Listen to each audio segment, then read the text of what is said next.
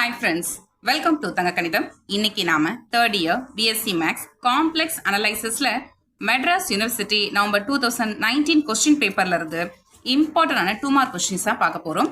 இப்போ இதுல இந்த ஃபர்ஸ்ட் கொஸ்டின் பாருங்க. Write the function f of z equal to z square in the form of f of z equal to u of x comma y plus I into v of x comma y. அதாவது இதுல f of z equal to z square அப்படின்னு சொல்லிட்டு ஒரு function ஒன்று கொடுத்துருக்காங்க. So இந்த ஃபங்க்ஷனை நாம u plus iv அதாவது ரியல் பார்ட் அதுக்கப்புறம் பிளஸ் i இமேஜினரி பார்ட் இந்த மாதிரி நாம எழுதணும் அப்படின்னு சொல்லியிருக்காங்க. சரி, இப்போ கொடுத்துருக்க ஃபங்க்ஷன் நம்ம எடுத்து எழுதிக்கலாம். given f of z equal to z square. இதுல z வந்து ஒரு காம்ப்ளெக்ஸ் நம்பர் அப்படிங்கிறதுனால அதை நாம some x plus iy அப்படின்னு எடுத்துக்கலாம். அதுதான் இங்க எழுதியிருக்கோம். let z equal to x plus iy. இந்த x plus iy இதுல எடுத்து சப்ஸ்டிட்யூட் பண்ணிக்கலாம். So f of z equal to x plus iy the whole square. இது பார்க்கறதுக்கு நமக்கு a plus b the whole square மாதிரி இருக்கு. Formula a square plus 2ab plus b square. இதுல aன்றது x, bங்கிறது iy. ஓகே, சரி, இப்போ இந்த ஃபார்முலா யூஸ் பண்ணி எக்ஸ்பேண்ட் பண்ணிக்கலாம். என்ன வரும்? x ஸ்கொயர், இது வந்து a ஸ்கொயர் அந்த டேர்ம், இது வந்து b ஸ்கொயர், bக்கு பதிலாக iy, அதனால iy the whole square plus 2ab. So 2 into x into iy. Next ஸ்டெப்ல இந்த iy the whole square square பண்ணா என்ன கிடைக்கும்? i square into y square அப்படின்னு கிடைக்கும். plus I into 2xy. next stepல இந்த I square value minus 1 அதை எடுத்து நம்ம போட்டுக்கிறோம். so x square minus y square plus I into 2xy. இப்போ இது வந்து நம்ம குரூப் பண்ணிக்கலாம். இது வந்து ரியல் பார்ட் plus I, இது வந்து இமேஜினரி பார்ட். இப்போ இந்த கொடுத்திருந்த ஃபங்க்ஷன் f of z நம்ம u plus iv ஃபார்மேட்ல கொண்டு வந்துட்டோம். அவ்வளவுதான், இந்த ப்ராப்ளம் கம்ப்ளீட் ஆயிடுச்சு. நெக்ஸ்ட் क्वेश्चनக்கு போயிடலாம்.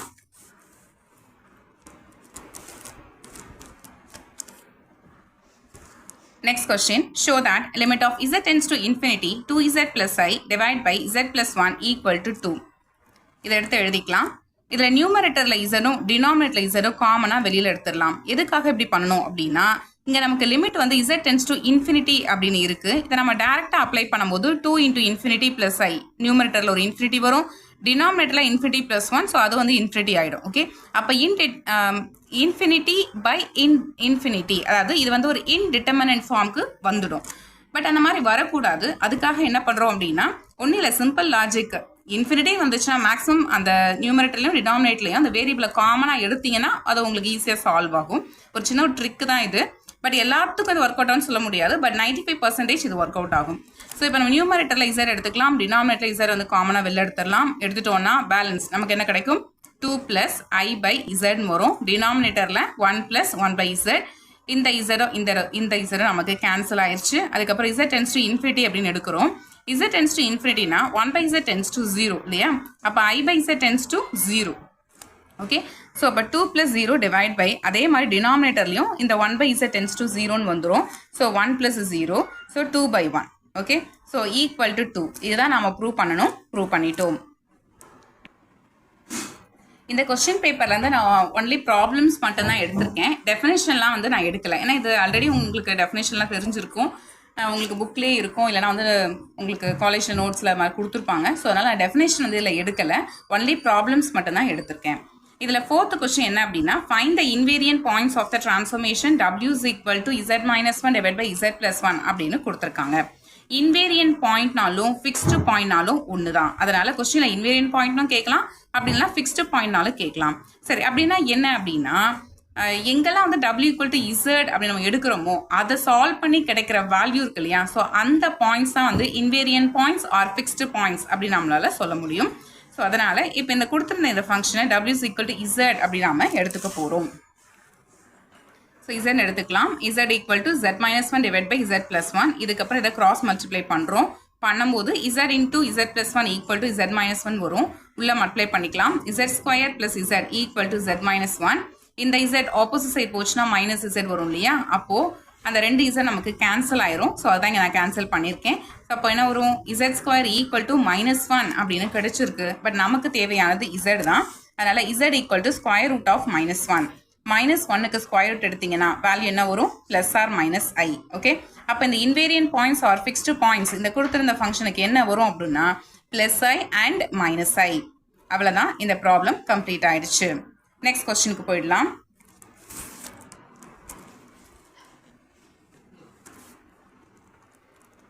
Next, fifth question. Find the linear fractional transformation that maps the points z1 equal to 1, z2 equal to 0, z3 equal to minus 1 onto the points w1 equal to 1, w2 equal to I and w3 equal to minus I. So, இதுக்கு இந்த formula நாம use பண்ணிக்கலாம்.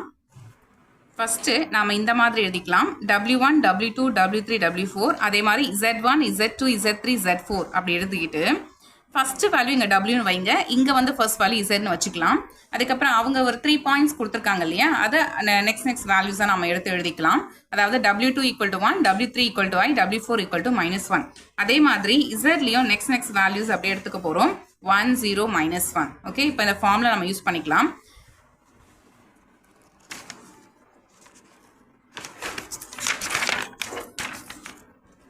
So இந்த formula தான் நம்ம use பண்ண போகிறோம்.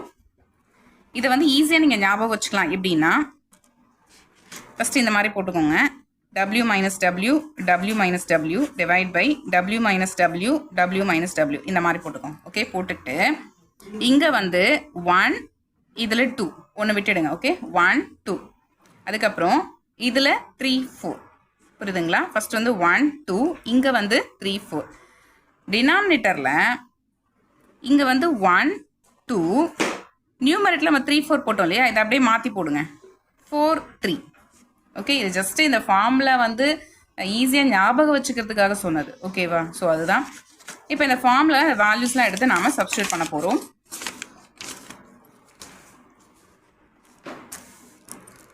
இங்கே பாருங்கள், இந்த வேல்யூலாம் எடுத்து நம்ம சப்ஸ்டியூட் பண்ணிட்டோம். சப்ஸ்டியூட் பண்ணிவிட்டு இதில் வந்து இந்த 2, 2 வந்து கேன்சல் ஆகிடுது. அதுக்கப்புறம் இது வந்து கிராஸ் மல்டிப்ளை பண்ணிக்கலாம். ஓகே, ஸோ கிராஸ் மல்டிப்ளை பண்ணிங்கன்னா என்ன வரும்? w minus I into z plus 1 equal to w plus 1 z into 1 minus I வரும். இதுக்கப்புறம் இது எல்லாத்தையும் மல்டிப்ளை பண்ணி வச்சுக்கலாம். மல்டிப்ளை பண்ணும்போது நிறைய டேர்ம்ஸ் இதில் நமக்கு கேன்சல் ஆகிடுது. கேன்சல் ஆகிட்டு அதுக்கப்புறம் என்ன பண்ண போகிறோம்னா, ஒரு சைடு வந்து எல்லாமே w இருக்கிற மாதிரியான வேல்யூஸ் எல்லாமே ஒரு சைடு எடுத்துகிட்டு போயிடலாம். w இல்லாமல் இருக்கும் இல்லையா, அதெல்லாம் வந்து இன்னொரு சைடு எடுத்துகிட்டு போயிடணும். ஓகேவா? ஸோ இதில் நான் என்ன பண்ணியிருக்கேன்னா, லெஃப்ட் ஹேண்ட் சைடில் எல்லாமே w இருக்கிற மாதிரியான டேர்ம்ஸ்லாம் எடுத்துகிட்டு போயிட்டேன். ரைட் ஹேண்ட் சைடில் w இல்லாத டேர்ம்ஸ்லாம் கொண்டு வந்துட்டேன். ஓகே, கொண்டு வந்துட்டு அதுக்கப்புறம் இதில் வந்து நம்ம காமனாக எடுக்கும்போது என்ன வருதுன்னா 1 + I வருது. இங்கே அதே மாதிரி காமனாக எடுக்கும்போது 1 + I வருது. இந்த 1 + I 1 + I கேன்சல் ஆகிடுச்சு. ஸோ அப்போ நமக்கு என்ன கிடச்சிருக்குன்னா w = z அப்படின்னு கிடச்சிருக்கு. அவ்வளோதான், இந்த ப்ராப்ளம் இதோட கம்ப்ளீட் ஆயிடுச்சு. நெக்ஸ்ட் கொஸ்டினுக்கு போயிடலாம். Prove that interval over C 1/z dz equal to 2πi. So இதுக்கு நம்ம காஷி இன்டர்வல் ஃபார்முலா வந்து யூஸ் பண்ண போகிறோம். ஸோ காஷி இன்டர்வல் ஃபார்முலா என்ன சொல்லியிருக்காங்கன்னா, f of z0 equal to 1/2πi interval over C f of z divide by z minus z0 into dz இல்லையா, இதுதானே formula. இதில் இந்த dz பக்கத்தில் இருக்குது பார்த்தீங்களா, dz பக்கத்தில் என்ன இருக்குது? 1/z இருக்குது. இங்கே dz பக்கத்தில் என்ன இருக்குது? f of z divide by z minus z0 இருக்குது. இதில் இந்த டினாமினேட்டில் இங்கே z இருக்குது, இங்கே வந்து z minus z0 இருக்குது. இது ரெண்டத்தையும் ஈக்குவேட் பண்ணிக்கலாம். ஓகேவா? ஈக்குவேட் பண்ணால் என்ன வரும்? z equal to z minus z0னா அப்போ z0ஓட வேல்யூ என்னது? 0 தானே. ஸோ அதான் இங்கே எடுத்து வச்சிருக்கோம். z0 equal to 0. அதுக்கப்புறம் நியூமரேட்டரில் ஃபார்முலாவில் f of z இருக்குது. கொடுத்துருக்க ப்ராப்ளத்தில் நியூமரேட்டரில் 1 இருக்குது. அப்போ f of z அப்படிங்கிறது என்னது? 1. புரியுதுங்களா? இப்போ f of z equal to 1 and z0 equal to 0. இப்போ இந்த ஃபார்முலா யூஸ் பண்ணிக்கலாமா? இந்த இன்டர்வல் வேல்யூ ஈக்குவல் டு என்ன வரும்? இந்த 2πi அப்படியே இந்த சேர்த்து போயிட்டீங்கன்னா 2πi into f of z0ன்னு வருமா? அதுதான் இங்கே நம்ம எடுத்து எழுதியிருக்கோம். 2πi into f of z0. So 2πi into f of zங்கிறது என்னது? 1 தானே. f of z equal to 1 அப்படிங்கிறது ஒரு கான்ஸ்டன்ட் ஃபங்க்ஷன். நீங்கள் இசடுக்கு என்ன வேல்யூ சப்ஸ்டியூட் பண்ணாலும் அதோட வேல்யூ என்னது? 1 தான். அப்போ இசடுக்கு பதிலாக z0 நீங்கள் போட்டாலும் அது கிடைக்கிற வேல்யூ என்னது? 1 தான். அப்போ 2πi into 1 equal to 2πi. அவ்வளோதான், இதை நாம் ப்ரூவ் பண்ணிட்டோம். நெக்ஸ்ட் ப்ராப்ளத்துக்கு போயிடலாம். நெக்ஸ்ட் பார்த்தீங்கன்னா 10th question. Write the expansion of Maclaurin series for the function f of z equal to e power z.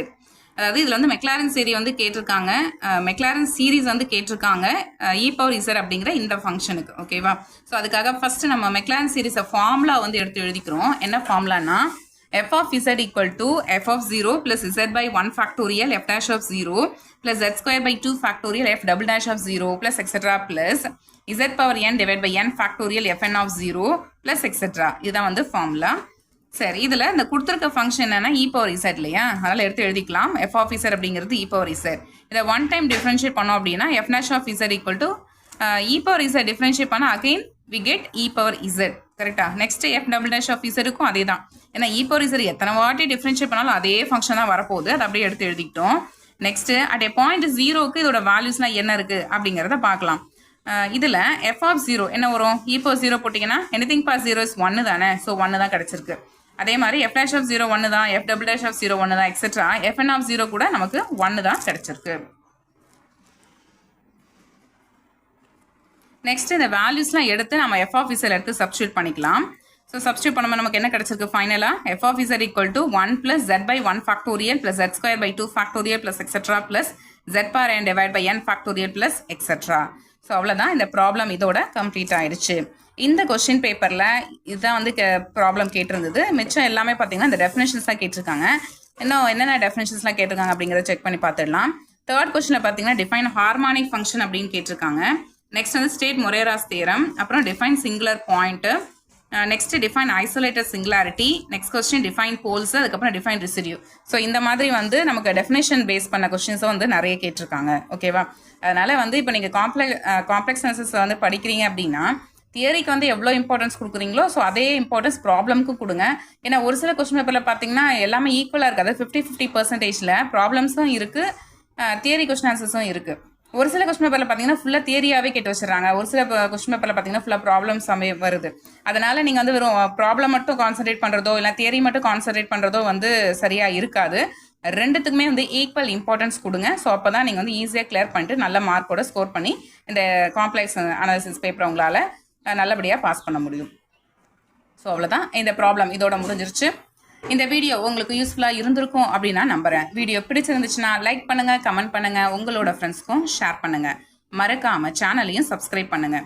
Subscribe பண்ணும்போது சப்ஸ்கிரைப் பட்டனுக்கு பக்கத்தில் இருக்கிற பெல் ஐக்கானை கிளிக் பண்ணி அதில் ஆல்ங்கிற ஆப்ஷனையும் செட் பண்ணி வச்சுக்கோங்க. அப்போ தான் நான் போடுற வீடியோ உடனுக்குடன் உங்களுக்கு நோட்டிஃபிகேஷனாக வந்து சேரும். வேறு ஒரு இம்பார்ட்டன்ட் டாப்பிக்கில் நெக்ஸ்ட் வீடியோவில் நாம் மீட் பண்ணலாம். தேங்க்ஸ் ஃபார் வாட்சிங்.